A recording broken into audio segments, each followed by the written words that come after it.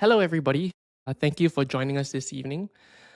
Today, we're testing out a slightly different format. We've had many domain experts, industry experts join us in the room before, and it's always a really enlightening experience. So, today, we thought that we'd pull back the curtains a little bit and invite you to join us. So, thank you for coming here this evening. Later on, there will be opportunities to ask questions, and hopefully, you learn as much as I will from today's guest. Today, we're going to be talking about the gut microbiome. Our gut is home to trillions of microbes. And that's not just the gut. Now we're starting to understand that it's all over the body, the skin, the oral cavity, the vagina, throughout the body. And these seem to have widespread effects on health.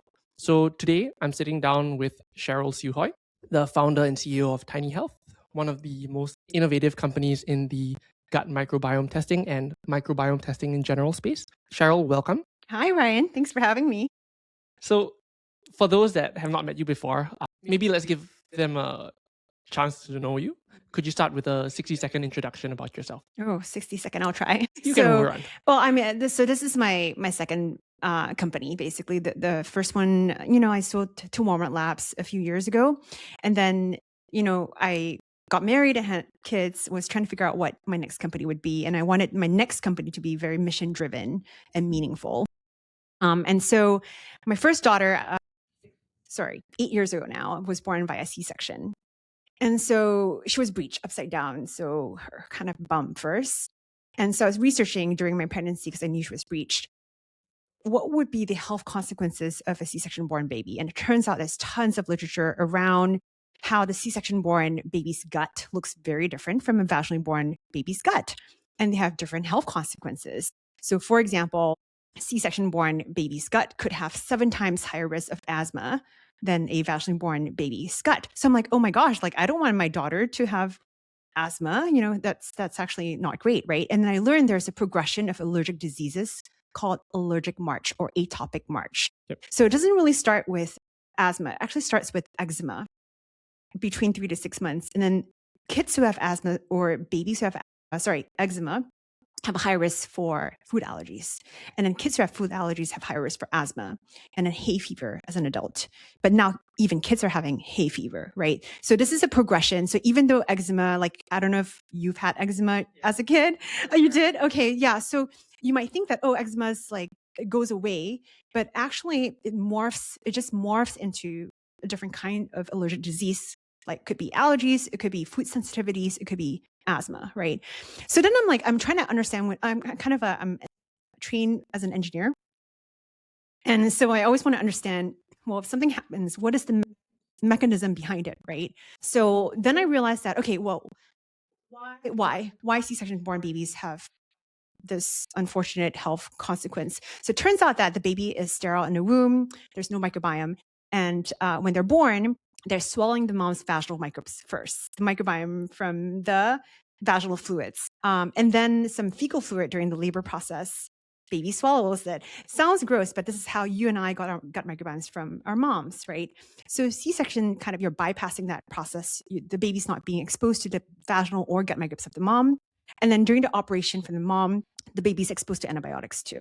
So their guts are wiped out, right? And they acquire microbes from the skin of the doctor, the hospital, which is antibiotic resistance and things like that. So it's not just C-section, but any baby exposed to antibiotics during early life can actually have later on health consequences. So it turns out these microbes are training the baby's immune system for lifelong health. So if we have health conditions as an adult, like metabolic health issues, autoimmune health issues, the root cause could be from the birth mode and the feeding mode. Were you breastfed? Were you formula fed? How were you born? Were you exposed to a lot of antibiotics in early life? So I was a total geek. I was studying all the papers and I learned that you can intervene and you can change the microbiome trajectory of a child. And obviously for adults too, but it's more impactful in the first 1,000 days for the child. So then I was like, how come there's no baby microbiome test? There's no mom microbiome test. There's no dad microbiome test for the family. So I spent 2 years building the R&D, the clinical evidence, the proprietary algorithms, and then we launched in April 2022 because there was just no tests for this purpose. But now we've taken what we've learned in the first 1,000 days and applying it to the last 1,000 days for longevity, because it turns out that people who live long and a healthy life, they have a healthier microbiome as well. They have a specific gut microbiome pattern that seems. Yes, that kind of almost mimics infancy, not quite, but they're hallmarks of a healthy microbiome. Like you want to have bacteria and Archimansia, and these two healthy bugs are what degrades over time with aging. We just like kind of lose these healthy bacteria, but people who live to 100 years old, they have these healthy bacteria. Yeah. So, I mean, I think based on everything you've said, based on what we know and the evidence now, it's pretty clear that the average person, the average family, the average individual should really be caring about their gut health. I'm curious to hear your thoughts about why your gut matters more than you think, not just because of the family birth situation, but also in terms of the influence on day-to-day health. Yeah.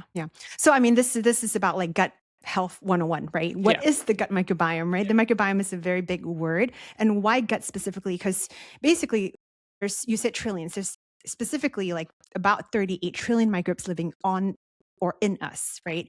So there's the skin microbiome, there's the oral microbiome, there's the vaginal microbiome, the gut microbiome, there's probably a lung microbiome.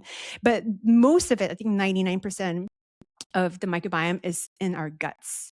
I think the oral has the second most, like maybe like 1%, the skin. They're all different communities, right? So it's just as much bacteria as we are human cells. So when we eat food, we're actually feeding our microbiomes, our bacteria. So and when you say microbiome, it's this collection or community or ecosystem of microbes that could be bacteria, mostly bacteria. It could be viruses. It could be fungi or yeast. It could be archaea, which is arguably the oldest species, older than humankind, and it's in our guts, right? And it could be parasites, but ideally not. But not all parasites are bad either. We can go into that a little bit later. And when we think of bacteria, normally you'd like, germs, like, we should kill it, right? But actually, this is wrong. A lot of bacteria is actually really good for you and healthy. They're meant to keep you healthy. And this is where a lot of people don't understand, like, especially during COVID, everyone's just trying to kill viruses and things like that, right? So when we think about gut health, what comes to mind first? What is the main function? Digestion and associated symptoms, right? Yeah, so digestion, exactly. So people think like, because when we say gut health, some people are like, oh, what is the sample? Is it saliva? Is it blood? No, it's actually stool. So your stool represents the large intestines, but your entire digestive tract is made out of your stomach and then your small intestines, your large intestines, right? So most of your gut health is in your large intestines. There's some in the small intestines too, but there are different functions. So you might think digestion, because that's where you absorb, the small intestines absorb nutrients, and then the large intestines is where actually a lot of your immune cells live. So we have in your gut lining, large intestine, there's one layer of cells that kind of like is a barrier, gut barrier, that behind that gut barrier, there's 1.3 trillion immune cells. So your gut microbiome, which is in your large intestines, and your immune cells talk to each other every single day. So what this means is beyond digestion, yes, it helps you digest and absorb nutrients and things like that. Your gut microbiome even produces vitamins. It also trains your immune system in infancy. And then as adults, it kind of like, if you have weak gut lining or gut barrier, then if you have pathogens in your gut, they could kind of instigate your immune cells, and the immune cells react to it. And then you get things like fatigue or like autoimmune issues and things like that if you constantly have gut inflammation, for example. So basically what I'm trying to say is that your gut health impacts immune system. It impacts even like brain. So your gut actually speaks to the brain. I was just about to ask you about that, and what are your thoughts? Yeah. Yeah, so go ahead, gut-brain axis. Yeah, I mean, your gut produces 90% of serotonin, actually, and 50% of dopamine comes from your gut. And when you think about melatonin, right, the hormone that makes you sleepy, your gut produces 400 times more melatonin than your pineal gland. right? So it's kind of really impactful. It impacts sleep, impacts mood, digestion, immune system. And then speaking about working out too, right? Like a lot of people now are into fitness and kind of working out. It impacts recovery as well, right? There's something called the gut muscle axis. So like basically gut axis. The gut connects to every major organ in your body and influences every system. So gut lung, gut skin axis. So if you have acne problems as a teenager, so eczema as a baby, acne as teenager, and then maybe as an adult, psoriasis or some skin issue, probably connected to your gut, right? So gut skin axis, gut vaginal axis, gut oral axis, everything. Yeah. So, I mean, I have my take on the literature, and I very much agree with you that there are extremely widespread effects. We're not going to be able to go into the details of any one of them, honestly, unless you want to go there. So we've covered the brain, we've covered allergies and the immune system, we've covered digestion, which is a little bit more obvious. But even within that, there are inflammatory diseases that we know are mediated, or not mediated fully, but affected by the gut microbiome for sure. That's why fecal transplants work for some things, right? And it seems like that list is growing to the muscle and the skeletal system. How would you translate that into actual practice? Like, what does that mean for the average person? Because for me, I do have a take on it, but maybe I'll let you go first to hear what actionable takeaways or what that actually means to the average person thinking about their gut. Yeah, I mean, what we've established is the connection between gut and major organs and systems, right, for health. But what is concerning here is the stats. At least in America, 75% of adults have at least one chronic condition. Did you know that? It's insane. I'm sure you talk about it all day long too, right? And this is why you built Mito Health. In kids, that's 50%. And this is the new norm, but it should not be the new norm. It's insane. And when we talk about chronic conditions, 90% of chronic conditions can be linked back to the gut. So root cause is in the gut. So at Mito, you guys measure HSCRP, right? Inflammatory marker. Yeah, for sure. And it's something that I also tracked. And it's kind of a very non-specific marker, right? So if you have CRP above 1, it's bad, right? You should have under 1. Is that your optimal kind of? Generally, I think for most people, under 1 is where you want to be optimal. Yeah. But of course, there's scales, right? If it's 1 to 3, 1 to 5, what are you thinking about? If it's 10, 30, 50, then you're thinking about very different things. So like when you cut your finger, then you might have high CRP, because CRP could be inflammatory events from localized. Yeah. But what you don't want to see is chronic inflammation, right? So if you measure every 3 months or 4 months and then you have continuously high CRP, something chronic is going on. And most of the time that chronic inflammation comes from the gut. A lot of people don't realize that the gut inflammation connection. And what this means for health is that it may not appear as a condition right now, but maybe in a few years, it manifests as an autoimmune condition or a metabolic health issue or brain fog or name it, right? Skin issue, IBD, IBS, whatnot. So the gut is important. If you don't keep it healthy, it could be a silent killer in a way that is causing inflammation that you could be detecting through.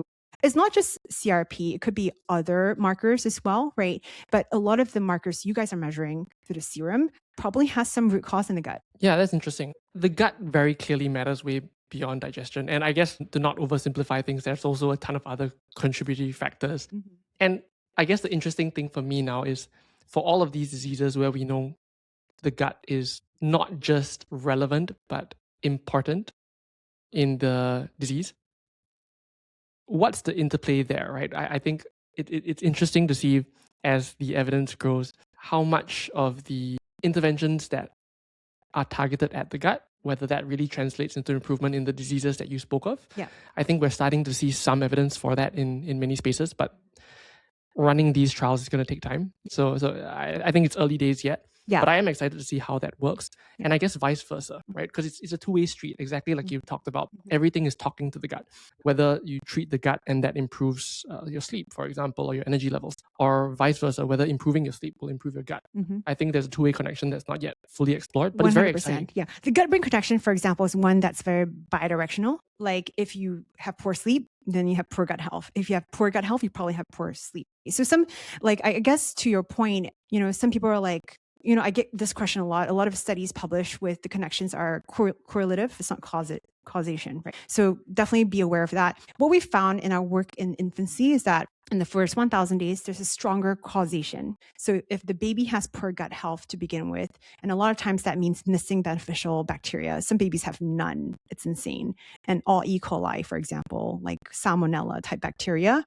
And they're not acutely sick, but they're chronically ill. They're fussy. They cannot sleep or nap well. And when the baby is fussy and is chronic, check the gut is what we often find. The babies have zero bifidobacteria, for example. Interesting. I'm curious to hear about that, to dive deeper a little bit. What specific outcomes there are you looking at besides allergies for one you mentioned, and the other is eczema.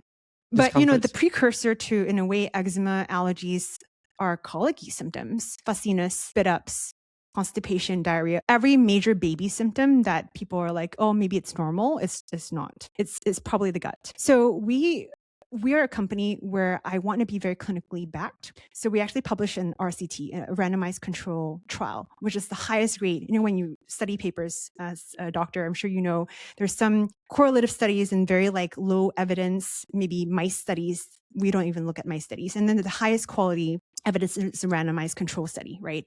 So we did that with the baby cohort. And in microbiome, one of the issues is there's not a lot of interventional studies, like you mentioned. So if you intervene and modify the microbiome, can you really improve health outcomes? And so that was our aim with the infants, because we have so much data since we started. We started with infants. We saw parents telling us they go to doctor after doctor and nobody can heal their baby's condition. Steroid creams, a lot of it is patching the skin surface, but they're not fixing the root cause. When they come and fix the baby's gut root cause, the conditions go away. These complex allergies go away. So we prove it in the randomized control study we published last September, showing 83% reduction in eczema and allergies in babies. Conventional study. And that's based on symptom scores as well as...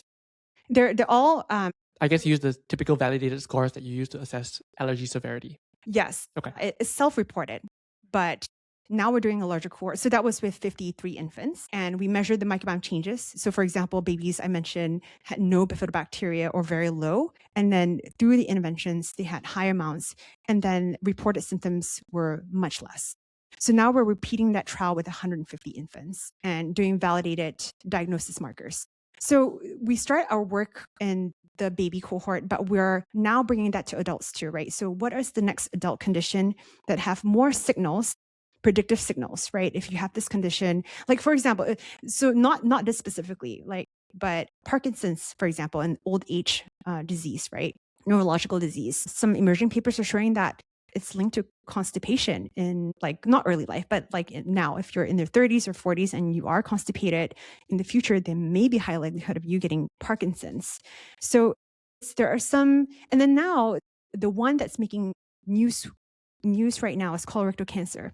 Some celebrities have died from it and things like that. And then there's been papers published that it maps to this toxin from E. coli type bacteria called colibactin. So within 6 months, we'll add that to a tiny health test, and you can see if you have that toxin and detect it early, and then maybe take action earlier. And I guess the question then for most of our users, going to that a little bit more towards the adult side of things, is in that specific case, what would I do if I saw that this toxin level was high? Yeah, this is a very emerging evidence, right? And we, as a test, we're not a medical test, so we don't recommend medical interventions like antibiotics, right? But in some cases like this, where the implication could be colorectal cancer and death, we might have to partner with clinicians or expertise beyond our services to then maybe recommend antibiotics, right? So sometimes antibiotics are necessary, sometimes they're not, but maybe in this case it would be. Yeah, and honestly, that's something I really love about your company, that you guys, one, are publishing papers and building on the evidence that we all need, and two, that you guys partner with clinicians that are at the forefront of the space, who are helping not just to do a wellness kind of approach, but truly make this clinical. Question from the audience. So the question is, does microbiome testing let us know if our gut barriers are compromised? And following up, what are the specific recommendations like probiotics, prebiotics, fiber intake for it? Great, I love questions. So yes, there's something called the leaky gut, which is kind of, you might have heard of, but we don't like that term because the leaky gut term implies as if you have holes in your gut lining, which is not really the case. kind of, I guess, if you visualize that, your gut lining is made out of a single cell. And if you think of like your castle as your immune system, because I mentioned there's 1.3 trillion cells behind your large intestine wall. So it's like your castle is your immune system, and then there's a fence. And so that's your gut lining, basically. So think of it as, so when you talk about inflammation, it means that the fence have loose kind of ends, and there's a hole in your fence in a way, I guess. And then when there's bad actors, like bad guys, they can kind of leak through the fence and attack the castle, your immune system. And when your immune system reacts, that's where you get inflammation and recurring inflammation, right? So we can actually, and then actually there's a moat around the fence too. So that kind of keeps those pathogens away, those bad guys away. So in your tiny health test, for example, we can measure how much moat you have, which is called, what is it called? Mucus degradation layer. So mucus is kind of like your moat, where if you think of a mucus layer, it's like it's like a physical barrier, actually. Yeah, like a sticky stuff, right? That keeps the pathogens out, right? And then there's something called hexa-LPS, hexalipopolysaccharides, which are toxins produced by unfriendly bacteria like E. coli, Salmonella, Shigella, things like that. So if you have E. coli in your gut, it doesn't mean it's bad. Some E. coli are neutral. Like maybe all of us have like 0.001% of E. coli, but it's fine. So what we really want to know is that E. coli exhibiting toxins like hexalipopolysaccharides. So we can measure hexa-LPS in a tiny health test too.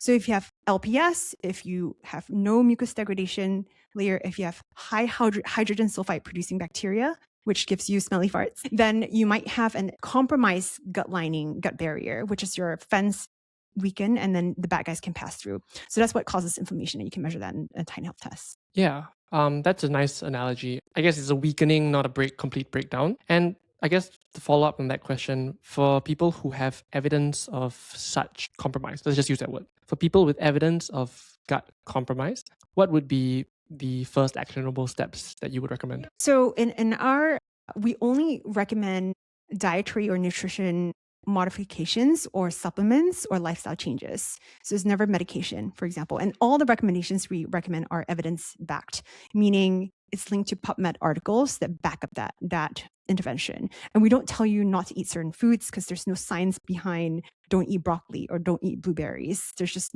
no evidence around that, right? But for example, if you have high hexa-LPS, what I mentioned, the toxins, one of the interventions we recommend is to take a supplement called SBI, serum bovine immunoglobulin, I can't pronounce it, which has 8 PubMed articles showing, and we only take human studies, showing that SBIs can bind to toxins and remove it from your gut. So one example, like maybe I can share use cases, right? Oh, when you test, how often you test? I test my gut every 6 months because I'm healthy and whatnot. I'm okay. That's how we would recommend if you're healthy. If you're working through a chronic condition every 3 months, I would say. Then I went to Bali. I got married in Bali. So I took my kids back to Bali like last year. And then I had Bali belly, 1 day of diarrhea. So I came back 2 months later. I tested my gut. I had 32% E. coli. And I had the toxic kind that was connected to colon cancer. So I took SBI over a year and a half to get rid of it. So sometimes one day of diarrhea from travel could linger. The bugs could linger in your gut for over a year. And cause symptoms. I had skin flares. I had an autoimmune condition during that time. And I knew I could pinpoint down to that trip in Bali because Bali, the water is a little bit dirty, right? The food and all that. So I took SBI for a year and a half. And then finally in Jan, just a few months ago, I got rid of it. Yeah, sounds horrible first. But I guess to finish up on that question, it does sound like it's pretty targeted depending on the problems that you see. And again, as a caveat here, that all of this is pretty emerging medicine. It's emerging evidence. So what evidence is out there is there's like specific interventions that can change the microbiome, and there's mechanisms around it, right? But there's no interventional study where you're changing a bunch of things at a time and reducing conditions. That's what we're trying to change and do more of, right? Yeah. But like SBI is one of them. There are spices, for example, that you can consume that can get rid of certain bacteria in your gut. For example, M. smithii, which is indicated in SIBO. You can, if you eat garlic cloves have been shown to remove M. smithii from your gut. So it really depends, right? Our interventions are really targeted at what pathogenic bacteria you have or don't have. Yeah, so that's interesting. I guess in that case, you would describe it as in individuals with different aspects of gut microbiome gut lining compromise, and I use that term a bit loosely. The interventions would be targeted at where our best guess is the problem, like where the problem is. Don't guess, right? Yeah. I mean, there are basic things you should do Yeah, for we'll get overall to. well-being. Yeah. But then beyond that, like if you don't fix your sleep, nothing else, if you hack your gut health and you do saunas or cold plunges, but you have horrible sleep, that's not going to help you, right? So there are some foundational things you should do, but beyond that, you should really have targeted approaches. Yeah. So before we get to the next question, I'd love to double click on that just a little bit. So if someone came to you without doing a test and maybe they just can't get it right now, they don't have access to it, you've got a little bit of time, a little bit of money, a little bit of effort to improve my gut microbiome, what would you tell them? What are the highest return on investment? So speaking of America, 95% of Americans don't eat enough fiber. So that's like the number one thing. If we can fix our fiber deficiency and issue, we can fix a lot of things, right? So I would say, and in the fiber topic too, there's a couple of things to double click. There's fiber in the fermented foods too. There's one study done at Stanford at the Sonneborn lab, where they've shown actually fermented foods actually have more impact in diversifying your gut than fiber, right? And I speak of diversity is because the more diverse your gut is, the more robust it is and more resilient it is, right? So if you go to Bali and then you get hit by one day of diarrhea, if I have a really resilient gut, then I should be able to bounce back. But we actually have a resilience score and a diversity score in our test as well. And my resilience was very low before Bali, so I got hit, right? So anyway, the point is that fermented foods in that study was shown to have more impact in increasing diversity in a person's gut than fiber. That said, for that specific study, people were already eating a pretty high fiber diet in a way. But as a general population in America, unfortunately, the sad American diet, we just don't eat enough fiber. So fiber is like your prebiotics, basically, because you asked earlier, there's prebiotics, there's probiotics, postbiotics. What the hell is that, right? We will definitely get there. I guess on the fiber front, how much of it is volume and how much of it is diversity of fiber? Meaning yes. So what's most important? So it's diversity for sure. So it's not, like there's not a lot of prebiotic supplements like powders, green powders and whatnot, and they all have like this resistant starch in them. Like there's actually there's many kinds of different kinds of fiber. And why do we eat fiber? We eat fiber to produce a short chain fatty acid called butyrate. There's butyrate, propionate, and acetate. But for adults, butyrate is the most important. And butyrate is basically your like superhero soldiers who come and paint the fence, because I talk about the fence and the castle. So you need someone to maintain the fence, right? Your gut lining, gut barrier, basically. So your butyrate is like your superhero painters coming every week to clean your fence and make sure it's strong and healthy, doesn't have a hole, right? So upstream of butyrate function is fiber. And in the Tiny Health test, you don't pay a $250 test to tell you to eat more fiber. We tell you specific kinds of fiber your gut might be missing. So upstream of butyrate or short chain fatty acid production, there's 4 types of fiber: cellulose, resistant starch, pectin, and chitin. And so coming back to the question of quantity or diversity. So that's kind of why you want to eat a diversity of different fibers, because different fibers feed different microbes. So if you're not eating a whole category of fiber, then you are missing that whole microbiome community, for example, right? So that's not great. So when you think about fiber, you actually should be eating a wide variety of fiber. And the golden rule here is 30 plants a week minimum. Sorry about that. Yeah. So it seems like the answer is both. Its quantity is important, especially here where there's a fiber deficient diet, but diversity of types seems to be even more important in your books.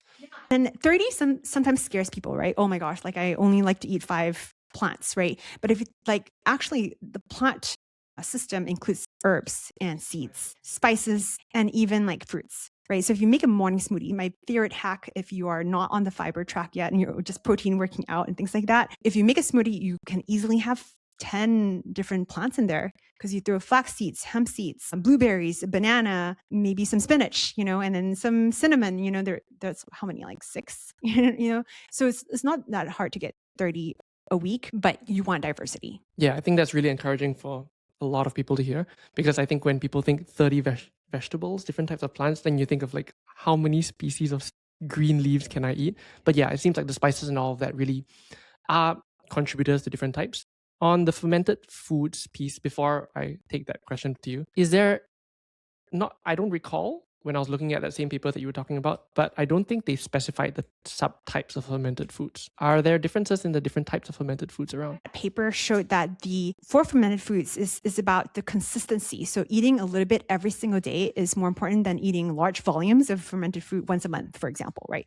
So it's important to be consistent about fermented food, because fermented foods like your yogurt, kefir has the best because it has many, many wild strains of probiotics. And then Greek yogurt is probably the best. Like I would say, don't eat the Danone kind that has a lot of added sugar and fruits. It might counter the effects of probiotics, right? So in the question of I just want to quickly mention pre and probiotic, they go hand in hand. If you eat fiber, but you don't have probiotic or beneficial bacteria in your gut, your fiber is just going through your gut, you're passing it through and pooing it. It's just not even being turned into butyrate, the short chain fatty acids, right? So you need the probiotic. If you have probiotic, but you don't have prebiotic, the fiber, then it's not really, it's going to go away because there's no food. So prebiotic is like the food to the healthy beneficial bacteria. So the way I think about it is prebiotics are the food, generally different types of fiber that feeds the bacteria, which is the probiotic. The probiotic produces beneficial or harmful chemicals, which are generally referred to as the postbiotics. Probiotics are actually beneficial. Yeah. So the generally fermentation of when pre and probiotics mix together, there's a fermentation effect. So they transform the food that you're eating, the fiber that you're eating, into postbiotics. That's butyrate.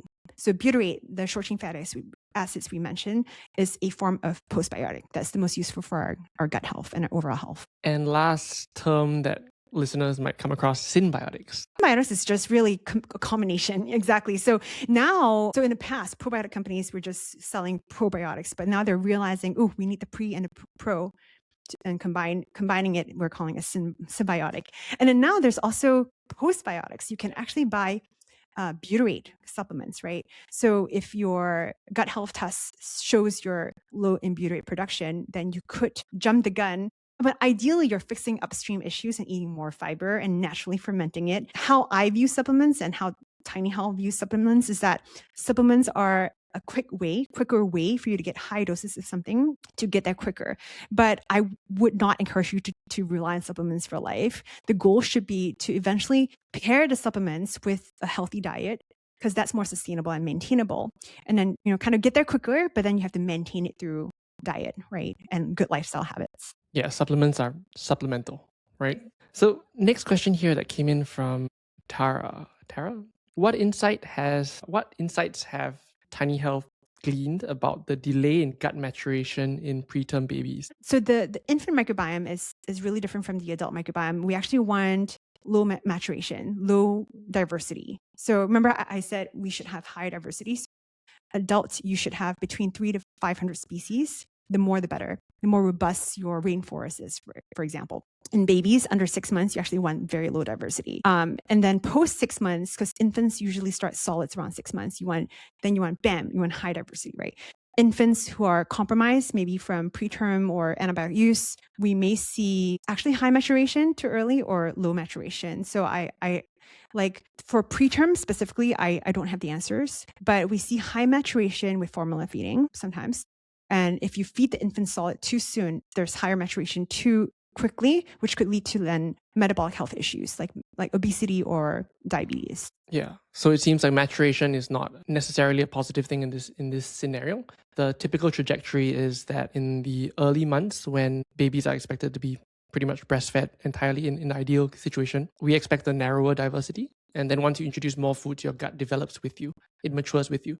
Okay, so it's interesting, right? So babies, they're only drinking milk, so breast milk or formula. And then as you and I eat, our foods are so diverse, right? So you'd expect that your gut is way more diverse with a diversity of food versus like a single food. And I guess the last part of the question that you kind of already answered is preterms born vaginally, are they expected to have the same microbiome as term babies born vaginally? It depends. I think some preterm infants or even infants exposed to antibiotics or C-section can heal, right? So if the mom had the right microbes in a way and breastfeeds the infant, then the breast milk is actually continuing to transfer the gut microbiome from the mom to the infant. So the breast milk have probiotics too, and prebiotics. So a third of mom's breast milk is made out of HMOs called human milk oligosaccharides, and it's the prebiotic fibers that passes through the baby's gut. So if there's no probiotic in the baby's gut, it's just a third of mom's breast milk is just passing through without being transformed into energy. So the baby should have the probiotics in their guts. Yeah. So it does sound like there's an ideal trajectory, and I think I just want to put it out there to make sure that we don't send the wrong message that there should not be any guilt when it comes to these things. If they happen, they happen, right? Because medical situations do come up. And I had a C-section exactly, myself, yeah. and we do our best to get things back on the correct trajectory. Exactly. Which is why we have people like you working in the space. Yeah. It's no shame. It's not about, and some people like choose C-sections, right? And some people choose to formula fed. I mean, I learned from my mom, I was formula fed because in the 80s it was very popular. And then they told all the Asian moms, you have small breasts, don't breastfeed your infants, which is crazy, right? So, but it's a lifestyle choice. But what we want to do is inform you that there is something that you can do to support your child's gut, your baby's gut, or your gut. If you choose these things, if you had traveled to whatever, Bali, had to take antibiotics, so be it. But then if you know your baseline before and then you know what happened after the antibiotics, then you know how to restore it. Yeah. I think then let's move to the next section. I think unless there are any more questions on that note. Oh, we got lots of questions. I guess nobody wants to hear my questions. So there are 2 questions. I take them one by one. Are there any new upcoming clinical studies with the vaginal health tests? Besides good and bad bacteria, does the vaginal test also demonstrate any connections with hormone function for menopause? Yes, I would love to launch a vaginal test in Mito Health eventually. But yes, we're actively in research. The vaginal microbiome is fascinating. Also one where lower diversity is better. Remember, in adult guts, high diversity is best. In babies under 6 months, low diversity is best. So in the vaginal microbiome, you also want very few microbes, mostly lactobacillus, because they're lactic acid producing, which means a lower pH. You want your vaginal microbiome to be acidic. When it's not acidic, then pathogenic disruptive bacteria can inhabit it. It could be yeast, could be BV type bacteria, which causes bacterial vaginosis, which is a condition. And that's not healthy. And then, so women who don't have a lactobacillus dominant vaginal microbiome could have a hard time conceiving. So there's more IVF failures, for example, preconception, there's kind of implications, right? And if you do get pregnant with an unhealthy vaginal microbiome, you could have preterm labor as well. And then, there's implications in recurring UTIs. Menopause is more like vaginal dryness because as you age, then lactobacillus kind of goes down actually. And so your vaginal microbiome becomes less acidic and more alkali. And then it invites more disruptive bacteria, right? So vaginal dryness, itchiness, discharge could be connected to hormonal health.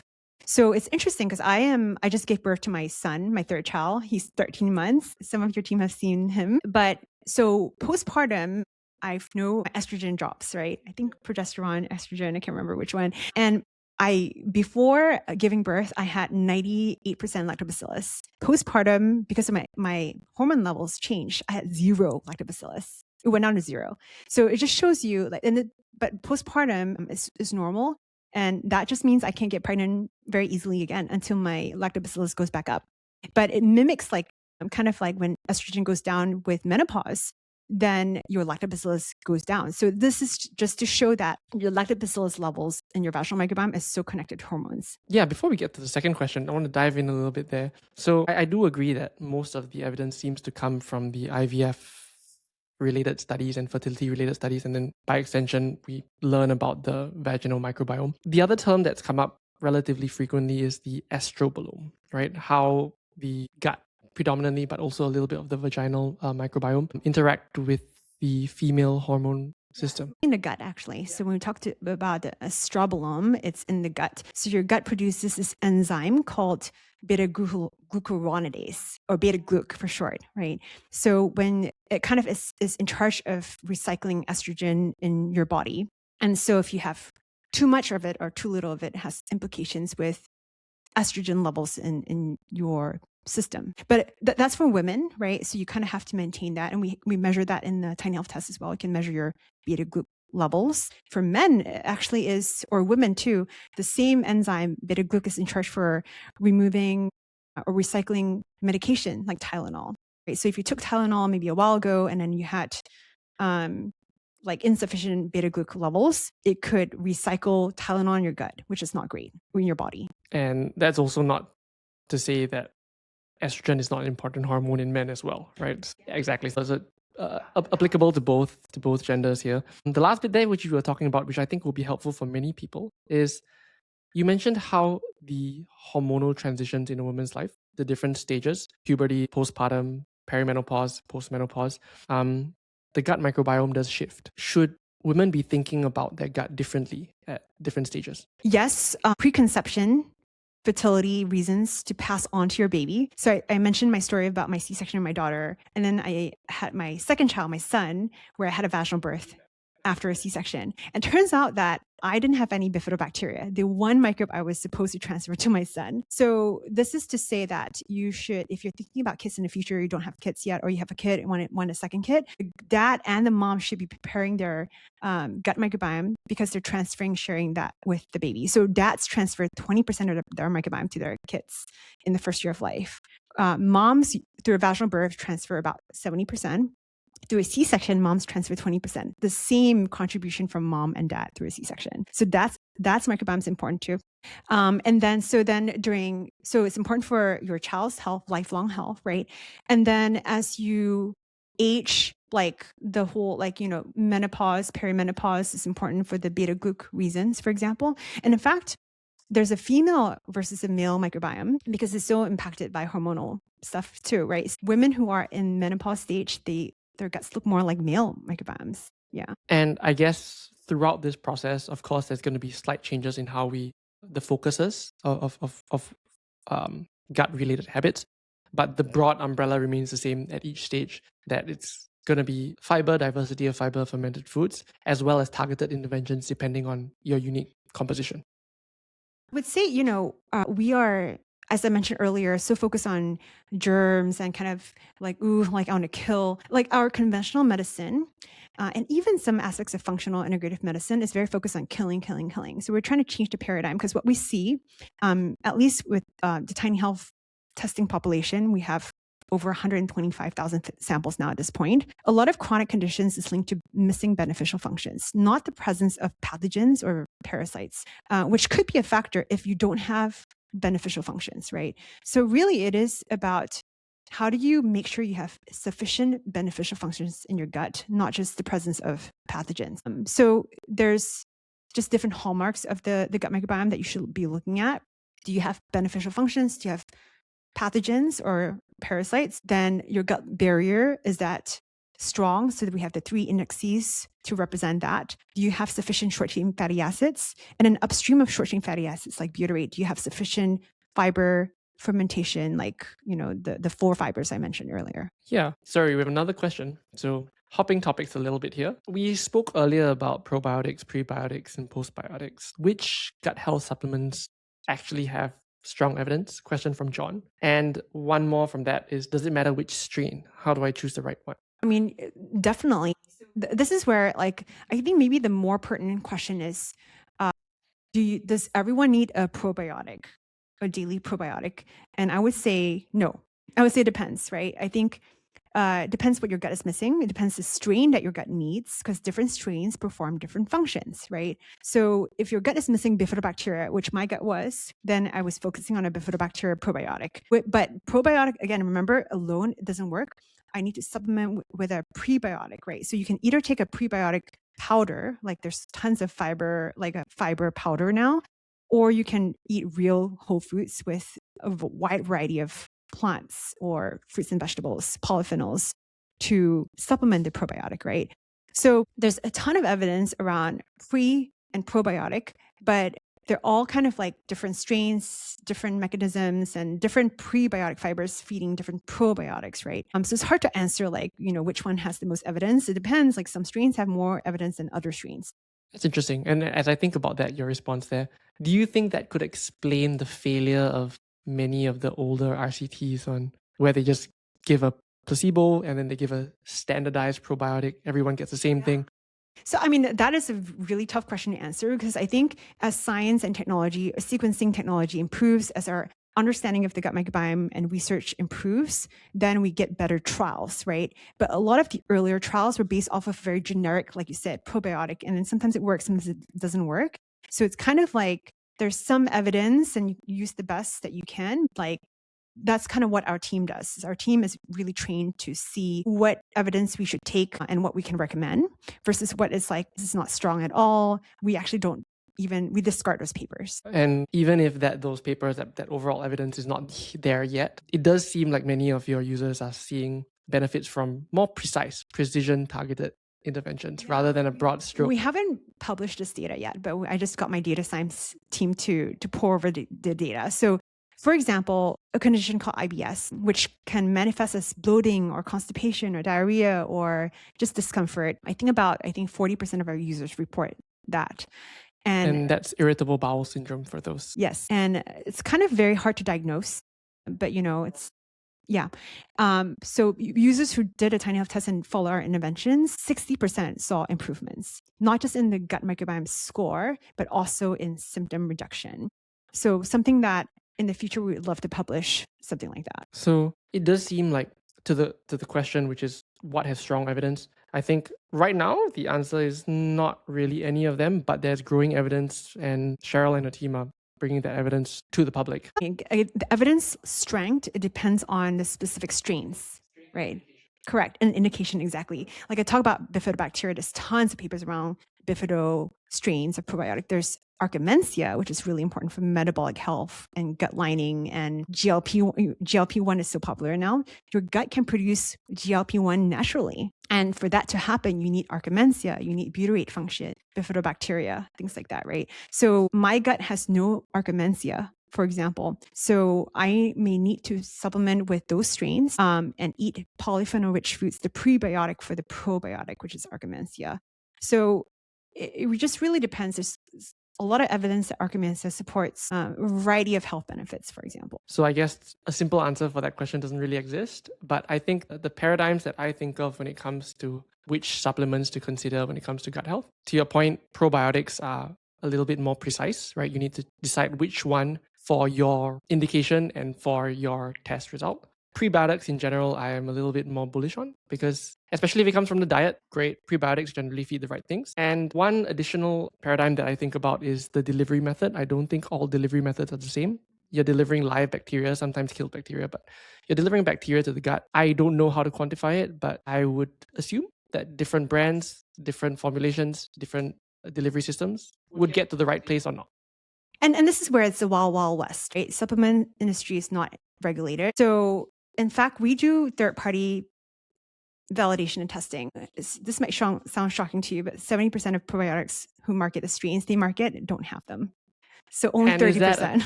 Is that a not at all, or it's a does not meet the claim of amount?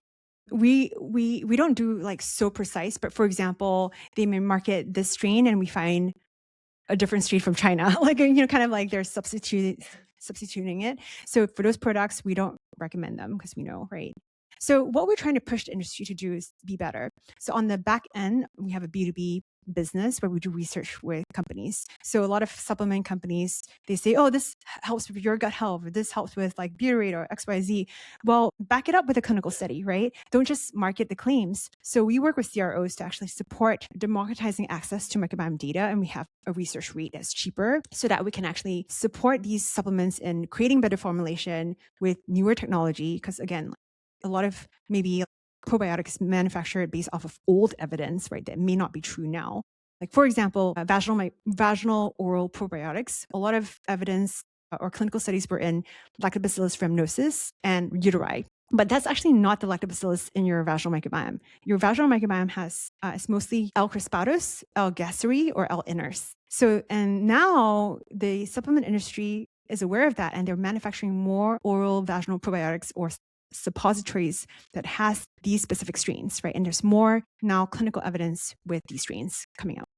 Sorry, I'm just obviously taking a ton of notes. I had a lot of stuff to prepare, but there's a lot of gold here. The other question from John was, what do we know about how stress affects the gut? Oh, I mean, tons. It's kind of goes back to, in a way, inflammation, and it's all connected. The gut-brain axis connection, right? So, if you're stressed, you're not sleeping well, then you're probably causing a response in your gut where you're creating an environment that is hospitable for beneficial bacteria and kind of an environment where pathogens could inhabit. And is that something that is measurable in specific outcomes or not yet? Not that we know.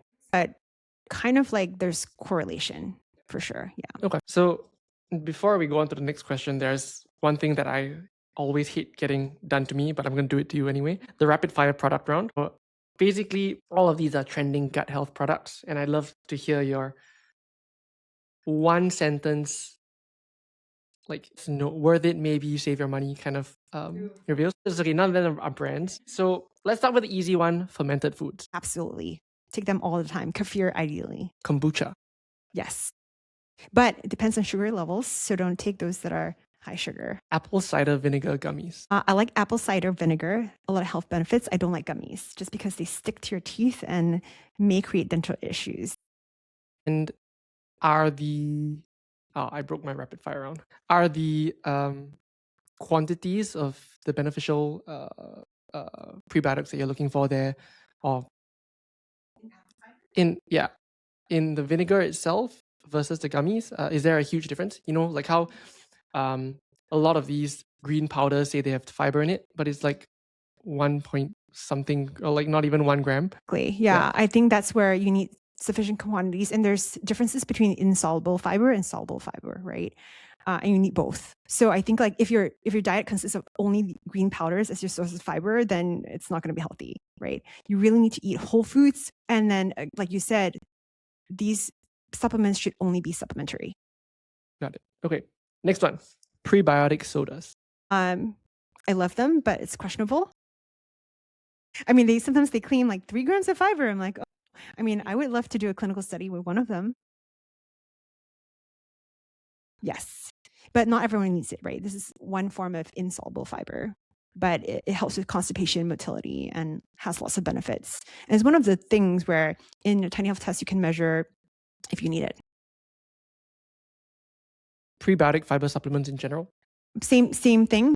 Supplements, if you have a upstream fiber fermentation issue, then you can use supplements short term, but long term, you should supplement with real whole foods diet. And last one, bone broth. Yes, very gut healing and helps with the gut barrier as well. Okay, so that covers it. Any more questions that you have? I think we're running over time. So thank you very much. I'm going to ask you more after this, but thank you for taking the time to join us today, and thank you for letting our listeners join in. Yeah, thank you. This is fun.